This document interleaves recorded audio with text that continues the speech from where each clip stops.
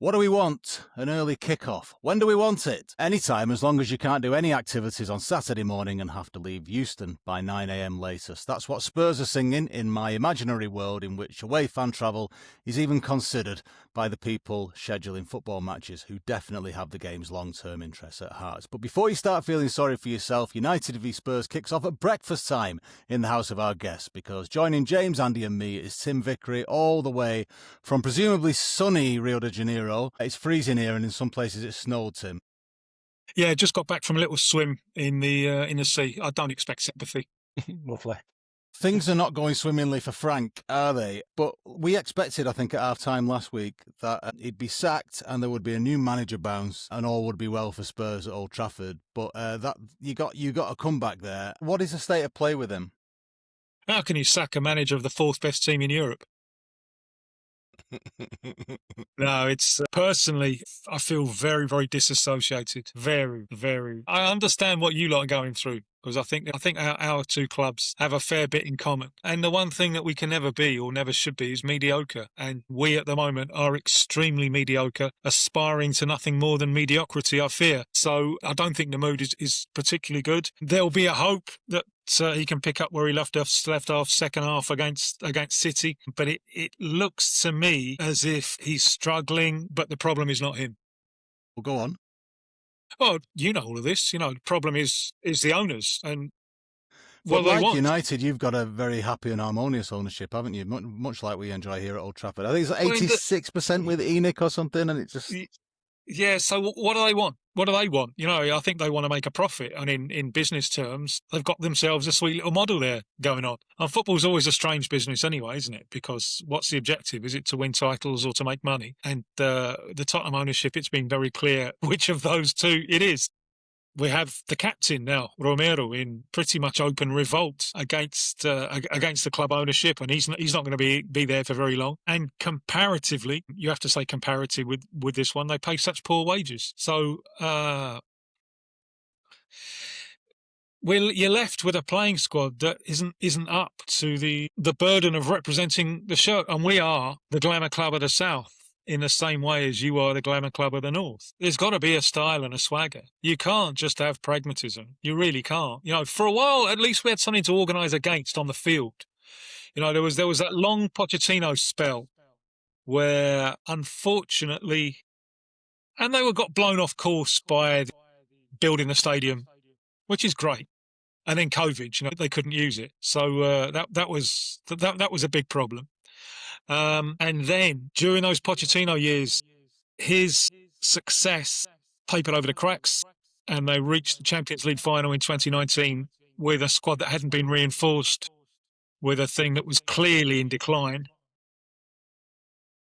And after that, after he was gone, at least you had coaches that you could really organise against. You know, we had 3 in a row who had nothing to do with the history and the identity and the tradition of Tottenham Hotspur. At least you can organise against them. And then came Postecoglou, which was a glorious crusade, which is perhaps what Tottenham should be, you know. And since then, Frank, it's just mediocre, and that's hard to watch. You know, other clubs would be quite happy with that, but not Tottenham.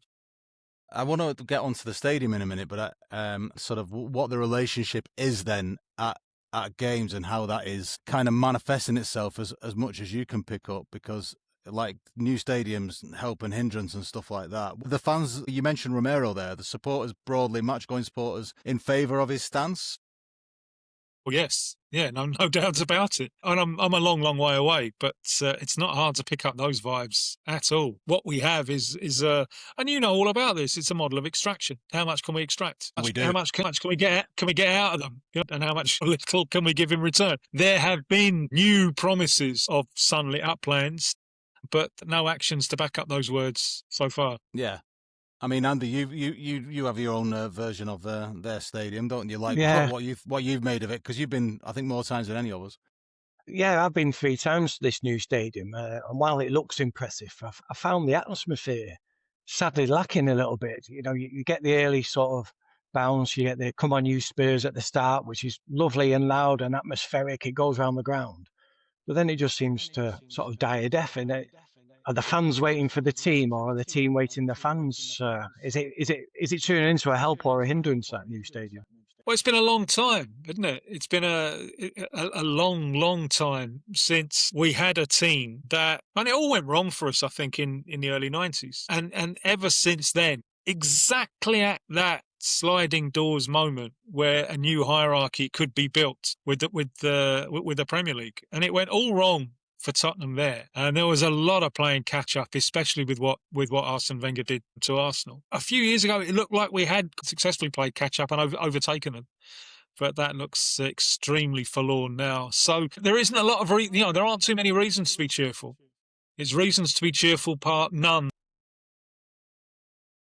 Well, before you get too despondent, you did at least give James a really bad season, a really bad day in Bilbao, an even worse night by the sound of it, which was nothing to do with Spurs, but more like putting in all those English supporters in Bilbao. But James, you must hate Spurs after last season.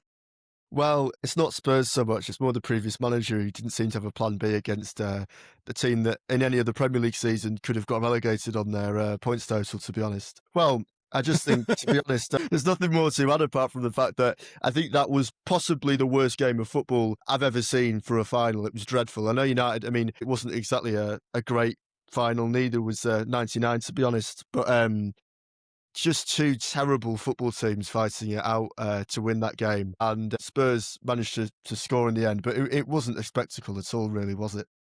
From my point agree of view, more. it was like the worst Spurs team in a long time, and they managed to beat us 4 times in the season. Yeah, and off the back of it, I thought probably most teams would have. I honestly couldn't take much pleasure out of it.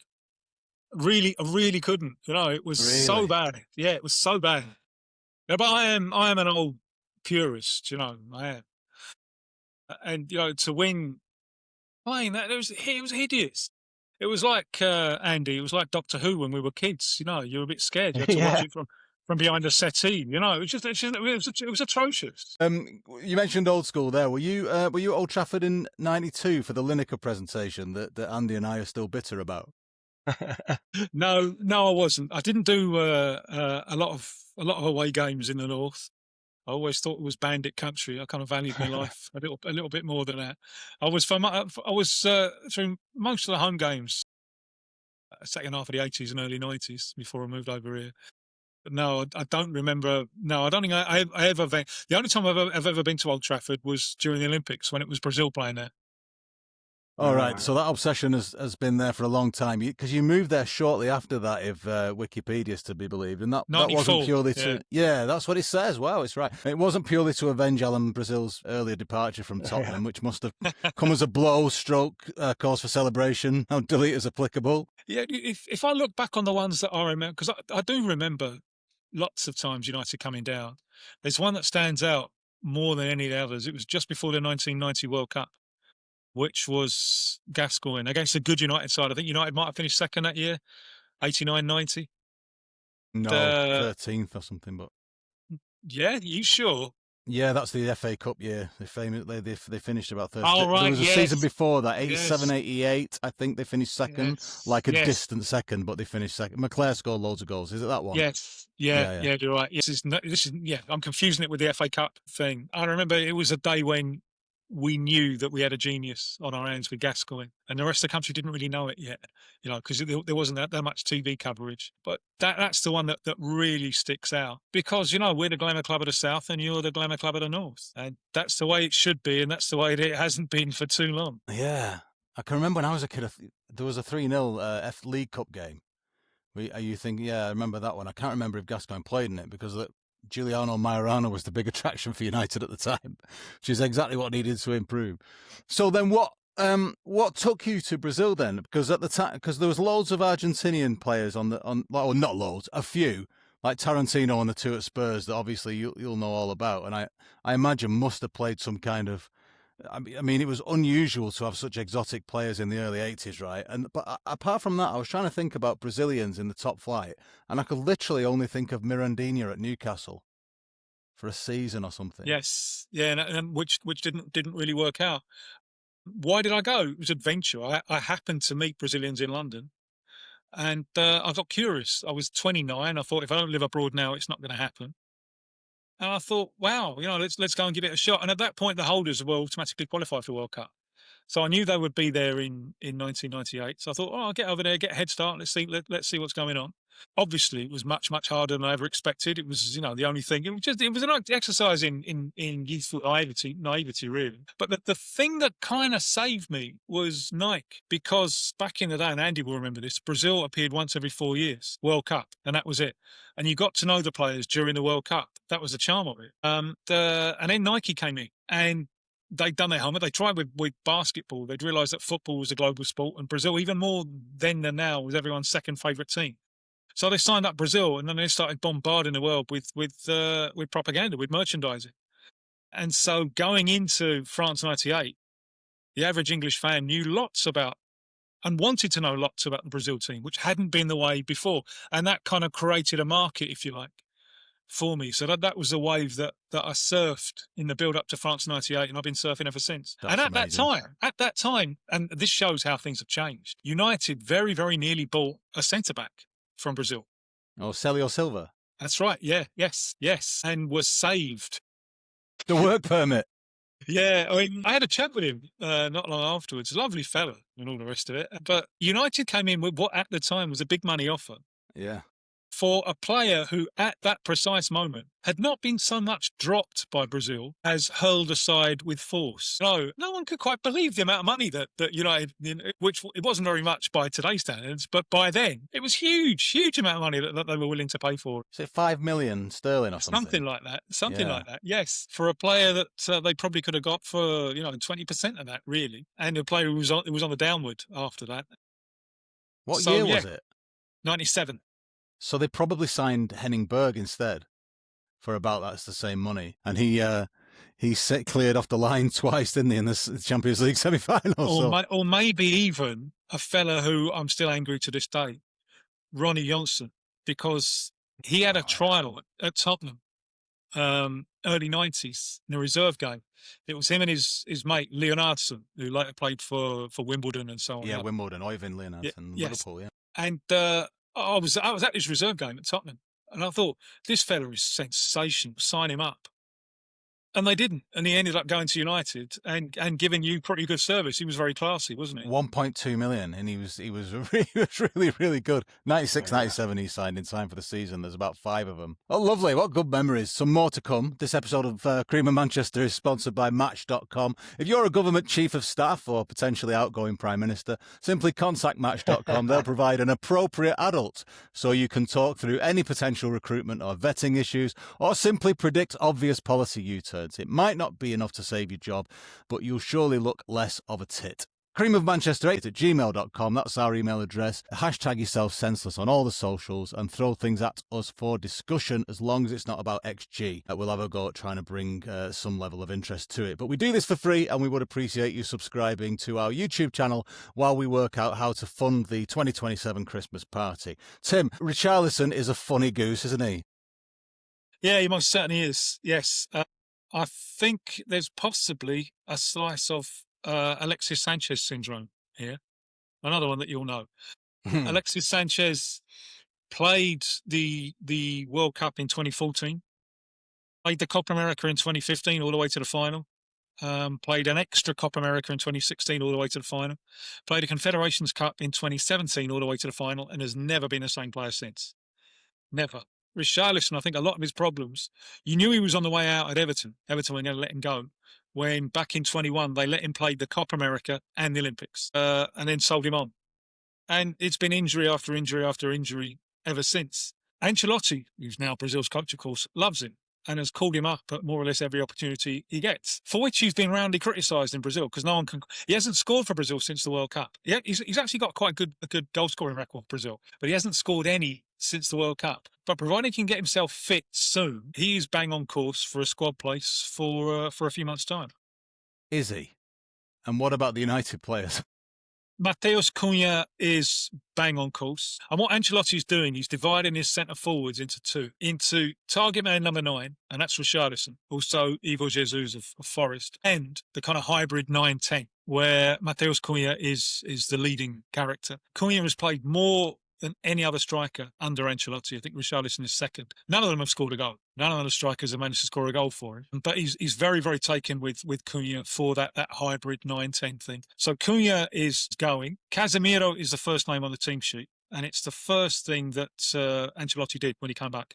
Because Casemiro had been out of the reckoning for a while and had been written off, really, by everyone. And when Ancelotti came back, when his first squad, he didn't know half the players. So it was a kind of joint thing between him and people in Brazilian FA, his first squad. But I think it's the first thing he said, we're having Casemiro. And the difference it's made to the team has been, because when they didn't have Casemiro, they didn't have a ball out of defence. They couldn't play the ball out of defence. And Bruno Guimaraes was having an absolute mare. You bring back Casemiro and he gives you that order and that structure. So the team has benefited. Bruno has certainly benefited, no doubt about it. And the team, even playing, and this is, I think, one of the big questions with the World Cup coming up. Can they get away with playing Casemiro and Bruno plus 4 up front? No, can you do that in the extreme heat of the United States? Bearing in mind that Casemiro will be 34. I think that is the big question mark hanging over Brazil's campaign at the moment, because that's what he wants to do. And he might well find that he just has to play a third, especially for the knockout games, he has to play a third man in midfield. It's one of the reasons that Paquetá was so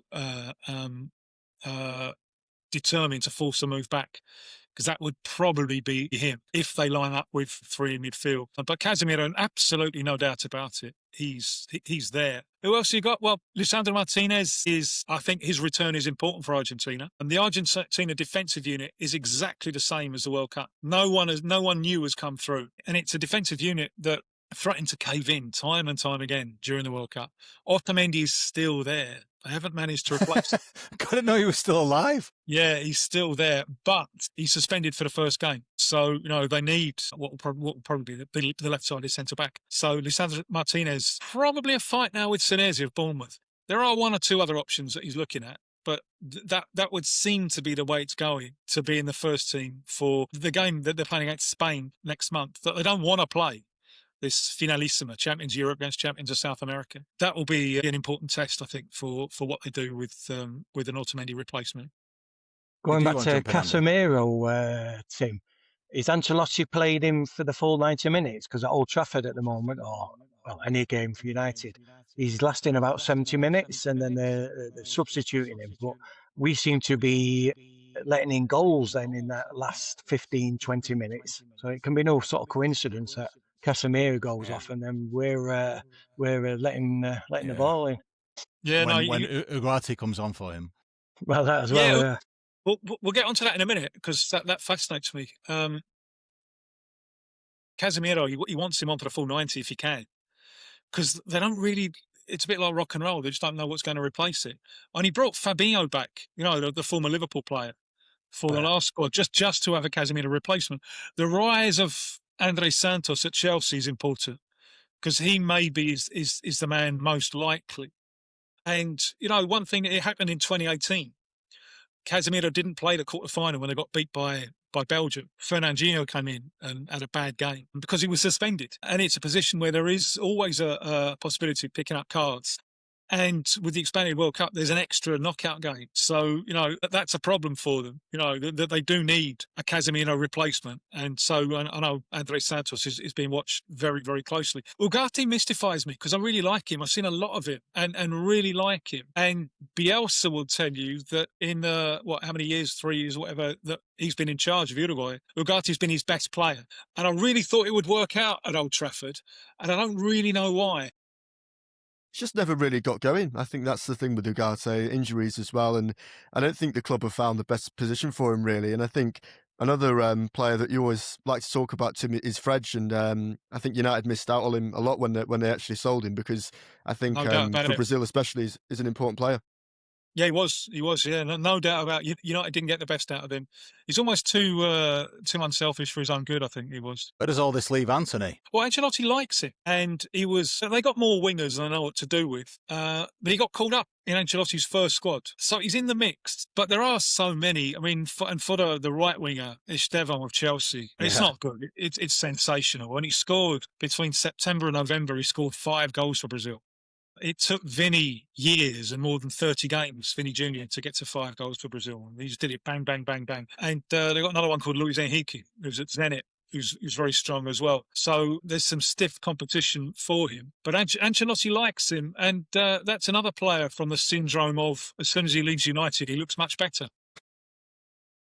Cruel. Oh, what do you do about it? Every squad should have a Brazilian, said Jose Mourinho, obviously having missed the appearances in a Manchester United shirt of Kleberson. Before we finish, I wanted to ask about the rise of the stock of English football and potentially English players, because when you moved to Brazil, had they heard of Spurs?